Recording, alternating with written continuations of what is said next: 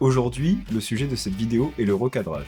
Je m'explique. Depuis que les réseaux sociaux existent, donc Instagram, Facebook, TikTok, etc., de nouveaux formats vidéo ont vu le jour. Par exemple, pour Instagram et TikTok, le format le plus utilisé est le format 9/16e, donc vertical. En général, il est en 1080 par 1920. Pour Facebook ou LinkedIn par exemple, les formats 4/5e, donc 1080 par 1350, ou alors les formats carrés sont privilégiés. Tout cela est bien joli, mais en tant que monteur vidéo, adapter manuellement, donc plan par plan, un format 16/9e en format 9/16e, c'est la partie la plus relou de notre taf. Mais heureusement pour nous, Premiere Pro a sorti son propre recadrage automatique et tu vas voir, ça va te faire gagner un temps fou et surtout de l'énergie. Allez, on se retrouve sur Premiere Pro et je te montre comment on fait.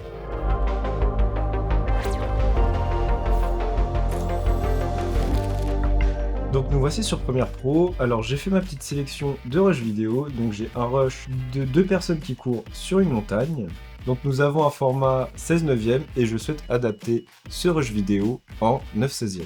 Pour cela, vous allez juste créer une timeline, vous sélectionnez votre timeline dans le chutier projet, vous faites clic droit et vous cliquez tout simplement sur recadrer automatiquement la séquence. La première, vous proposez différents formats, donc vous choisissez le format qui vous intéresse, nous en l'occurrence ça va être le format 9/16e, et on fait ensuite créer.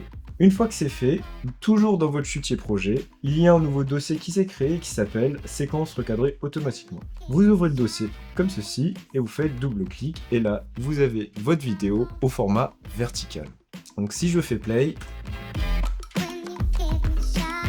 donc vous voyez, en seulement quelques clics, j'ai réussi à transformer mon rush horizontal au format vertical. Ça m'a fait gagner un temps précieux. Maintenant, voyons une situation un poil plus compliquée. Je m'explique. Avant la fonctionnalité de Premiere, si j'ai mon clip vidéo en 16/9e et que je souhaite adapter chaque plan en 9/16e par exemple, il faut tout simplement qu'à chaque fois, j'utilise l'outil couper pour isoler tous mes plans et ensuite, je sélectionne la position de mon plan et je recadre à la main, plan par plan. Ça va me prendre en général, je dirais une vingtaine de minutes. Là, grâce aux nouvelles fonctionnalités de Premiere, Premiere va vous proposer un auto-scene detection. Donc en gros, il va vous isoler chaque plan sur la timeline, puis ensuite il va vous les recadrer automatiquement. Allez, je vous montre comment on fait. Donc là, voici le clip en question. On va se créer une nouvelle timeline avec ce clip. On va sélectionner notre clip sur la timeline. Donc là, vous voyez, le clip a plusieurs plans, hyper dynamique.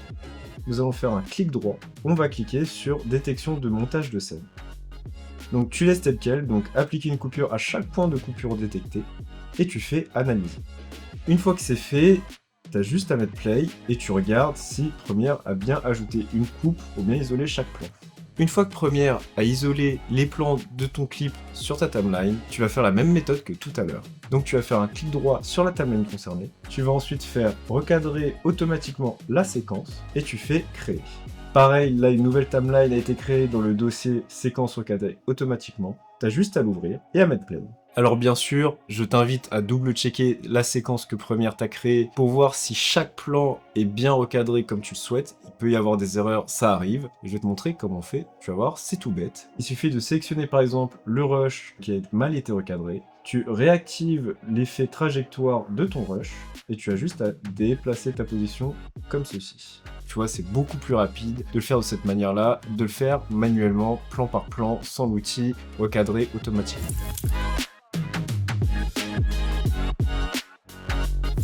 Donc voilà, si je mets play, voici le résultat.